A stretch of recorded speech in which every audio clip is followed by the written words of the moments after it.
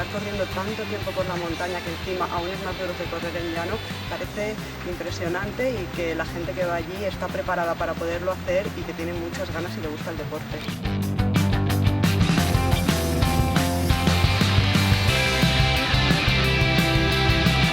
Ha sido una experiencia espectacular, he aprendido mucho de Concha, cómo se prepara para este tipo de entrenamientos tan explosivos, tan complicado, y le agradezco mucho que me anime en esto.